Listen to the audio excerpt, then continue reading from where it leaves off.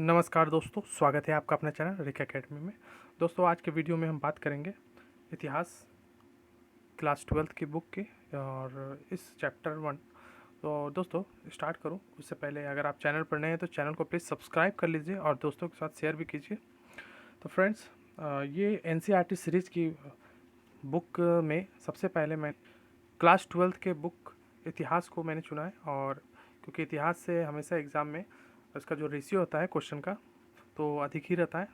ठीक है फ्रेंड्स, और हड़प्पा सभ्यता एक ऐसा टॉपिक है जिसमें हर एग्ज़ाम में क्वेश्चन पूछे ही जाते हैं, चाहे वो यूपीएससी हो, चाहे अदर कमीशन के एग्ज़ाम हो, चाहे फिर दरोगा या फिर किसी भी स्टेट लेवल का एग्ज़ाम हो। ठीक है दोस्तों, चलिए दोस्तों स्टार्ट करते हैं वीडियो। तो चैप्टर वन में है पहला चैप्टर, ईंटें, मनके तथा अस्थियाँ यानी हड्डियाँ। तो हड़प्पा सभ्यता के बारे में हम लोग पढ़ाई करेंगे। तो हड़प्पाई मुहर संभवतः हड़प्पा अथवा सिंधु घाटी सभ्यता की सबसे विशिष्ट पुरावस्तु है दोस्तों। ठीक है, आपको याद रखना है कि सिंधु घाटी सभ्यता की सबसे विशिष्ट क्या है? पुरावस्तु। पुरावस्तु मतलब पुराने समय काल का ऑब्जेक्ट। सोसेल खड़ी नामक पत्थर से बनाई गई एक मुहरों पर सामान्य रूप से जानवरों के चित्र तथा एक ऐसी लिपि चिन्हित या उत्कीर्णित है जिन्हें अभी तक पढ़ा नहीं जा सका है। तो दोस्तों, सबसे इम्पोर्टेंट फैक्ट क्या है? सबसे इम्पोर्टेंट फैक्ट इसमें देखिए, ये सेलखड़ी नामक पत्थर का यूज होता था हड़प्पा सभ्यता के काल में। और हड़प्पाई सभ्यता में जो सेलखड़ी पत्थर का यूज किस लिए होता था? तो मोहर को बनाने के लिए। ठीक है दोस्तों, एग्जाम में इस तरह से सवाल बनते हैं। तो सेलखड़ी का क्या यूज़ था और वो क्या इसका पूछ देगा, एग्ज़ाम में दे देगा। जैसे यूपीएससी एग्ज़ाम में दिया जा सकता है कि सेलखड़ी नामक पत्थर के बारे में कथन सत्य है, इस तरह से लिख करके दे दिया जाएगा कि हड़प्पा सेलखड़ी नामक पत्थर का उपयोग किन चीज़ों में किया जाता था। तो मुहर दे देगा ऑप्शन में आपको, मुहर बनाने के लिए, या फिर दूसरा ऑप्शन दे देगा कि या फिर हथियार बनाने के। ठीक है, और उसके बाद फिर ऑप्शन ए, ऑप्शन बी, एक या दो या ऑल, इस तरह से दिया जा सकता है। ठीक है दोस्तों, तो आपको याद रखना है। तो सेलखड़ी का जो यूज़ होता था वो मुहर बनाने के लिए यूज किया जाता था। और उस मुहर में क्या होता था? उस मुहरों में जानवरों के चित्रित रहते थे और साथ ही एक ऐसी लिपि के चिन्ह उत्कीर्णित हैं जिन्हें अभी तक पढ़ा नहीं जा सका है। तो देखिए, ये आप इस तरह के जो शब्दावली है, इस पिक्चर में भी आप, फोटो में भी आप देख सकते हैं किस तरह का चित्र यहाँ पर है। ये देखिए, ये जो लिपि है, इस लिपि को अभी तक पढ़ा नहीं जा सका है। ठीक है, जानवर का जिस तरह से चित्रित किया हुआ है, लिखा हुआ है बुक में। ठीक है, और ये जो चित्रण है इसमें बुक में, ये एक श्रृंगी जानवर का चित्रण है, उसके बारे में भी हम लोग पढ़ेंगे। ठीक है दोस्तों, चलिए आगे है क्या लिखा हुआ। तो फिर भी हमें इस क्षेत्र में उस समय बसे लोगों के जीवन के विषय में उनके द्वारा पीछे छोड़ी गई पुरावस्तु मतलब उस समय के जितने भी लोग जो रहता था, तो क्या क्या सामान वो लोग यूज करता था अपने आवास में, तो या फिर अपने आप को सजाने के लिए। तो वही चीज़ हम लोग देखेंगे पुरावस्तु के रूप में क्या क्या उनका आप उस समय लोग छोड़ के चले गए। तो आवास, मृदभांड, आभूषणों, औजारों, मोहरों, दूसरे शब्दों में पुरातात्विक साक्ष्यों के माध्यम से बहुत जानकारी मिलती है।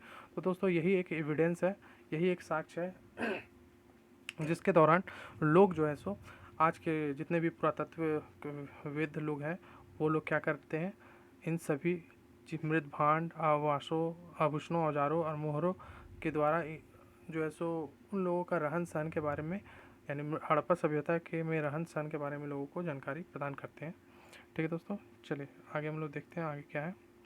तो आगे है कि हड़प्पा सभ्यता के विषय में क्या और कैसे जानते हैं। तो अन्वेषण करेंगे कि पुरातात्विक साक्ष्यों की व्याख्या कैसे की जाती है और इस व्याख्याओं में कैसे कभी कभी बदलाव आ जाता है। और निश्चित रूप से इस सभ्यता के कई पहलू आज भी हमारी जानकारी से परे हैं। बिल्कुल स्वाभाविक सा बात है, बहुत सारी ऐसी सी जो फैक्ट हैं जो अभी तक पूर्ण रूप से मिली हुई नहीं है। ठीक है, और ज्ञान भी अधूरा है। जैसे सपोज दैट अभी हमने कुछ देर पहले ही देखे कि जो लिपि है हड़प्पाई सभ्यता का, वो अभी तक उस चीज़ के बारे में क्या लिखा हुआ है किसी भी तरह का वो अभी तक हल नहीं किया जा चुका है। तो चलिए फिर नेक्स्ट देखते हैं आगे नेक्स्ट क्या है। परिभाषिक शब्द है, स्थान है तथा काल है। तो सिंधु घाटी सभ्यता को क्या कहा जाता है? हड़प्पा संस्कृति कहा जाता है। ठीक है दोस्तों, और पुरातत्वविद संस्कृति शब्द का प्रयोग पुरावस्तुओं के एक ऐसे समूह के लिए करते हैं जो विशिष्ट शैली के होते हैं और सामान्यतः एक साथ एक विशेष भौगोलिक क्षेत्र और कालखंड से संबंध पाए जाते हैं। हड़प्पा सभ्यता के संदर्भ में इन विशिष्ट पुरावस्तुओं में मुहर, मनके, बाट पत्थर के फलक और पकी हुई ईंटें सम्मिलित हैं। ठीक है दोस्तों। तो दोस्तों इसमें जो अगर इम्पोर्टेंट बात किया जाए तो हड़प्पा सभ्यता, सिंधु घाटी सभ्यता को ही हड़प्पा सभ्यता कहा जाता है। और जैसा कि संस्कृति जो शब्द है और में प्रयोग होने वाले पुरावस्तुओं के ऐसे समूह के लिए करते हैं जो विशिष्ट शैली के होते हैं। ठीक है दोस्तों। तथा सामान्यतः एक कहा जा सकता है कि एक साथ ये विशेष भौगोलिक क्षेत्र हो गया या कालखंड, यानी जो समय काल के उस समय के बारे में संबंध पाए जाते हैं। तो जो भी हमें हथियार मिला है उस समय के या फिर जो भी तो वो भौगोलिक क्षेत्र को दर्शाते हैं कि किस तरह का वो आवास में रहते थे, किस तरह का वो लोग औजार यूज़ करते थे। तो उसी प्रकार से मुहर से मन का जो बाट या पत्थर का जो फलक होता है, तो उनसे भी पता किया जा सकता था कि किस तरह के सामान को वो लोग यूज करते थे। ठीक है दोस्तों। चलिए आगे क्या है, आगे लिखा हुआ कि जितने भी ये वस्तुएं हैं यानी मुहरे, मन के बाट, पत्थर के फलक, इन सभी वस्तुएं अफगानिस्तान, जम्मू, बलूचिस्तान, पाकिस्तान और गुजरात जैसे क्षेत्रों में मिली है। ठीक है दोस्तों। और एक मिनट, जो एक दूसरे से लंबी दूरी पर स्थित है। तो जितने भी ये कंट्री हैं, चाहे वो अफ़गानिस्तान हो, जम्मू, बलूचिस्तान, गुजरात या पाकिस्तान जैसे क्षेत्र हैं, उन सभी जगहों में पकी हुई ईंट हो गया या फिर मुहर, मनका, बाट, ये सभी जो पदार्थ, जो भी पुरावस्तु मिले हैं, वो एक दूसरे से क्या है, बहुत ही लंबी दूरी पर स्थित है। तो इस सभ्यता का जो नामकरण है वो हड़प्पा नामक स्थान, जहाँ यह संस्कृति पहली खोजी गई थी, के नाम पर किया गया था। इसका जो निर्माण काल है, काल निर्धारण जो है वो लगभग 2600 ईसा पूर्व से लेकर 1900 ईसा पूर्व के बीच किया गया है। और इस क्षेत्र में इस सभ्यता से पहले और बाद में भी संस्कृति अस्तित्व में थी। क्रमशः आरंभिक और परवर्ती यानी बाद वाली हड़प्पा कहा जाता है। ठीक, परवर्ती का मतलब बाद। पहले और यानी आरंभिक जो शुरुआती जो प्रारंभिक रूप था, आरंभिक रूप था, और आरंभिक हड़प्पा और परवर्ती हड़प्पा इसे कहा जा सकता है 2600 से लेकर 1900 ईसा पूर्व के बीच को। और इसी बीच में जो है सो बहुत सारी संस्कृतियाँ भी थी, अस्तित्व में थी, लेकिन जिस संस्कृति का ज़्यादा उभार हुआ वो हड़प्पा था। तो इन संस्कृतियों में हड़प्पा सभ्यता जो था, वो हड़प्पा सभ्यता को अलग करने के लिए कभी कभी इसे विकसित हड़प्पा सभ्यता भी कहा जाता है।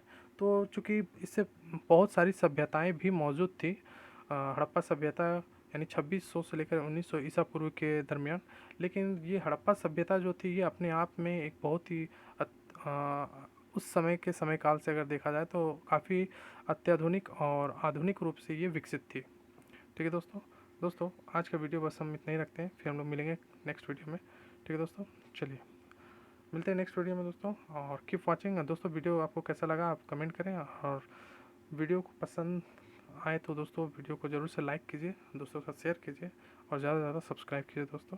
ठीक है फ्रेंड्स, चलिए मिलते हैं नेक्स्ट वीडियो में। Thank you so much and keep watching.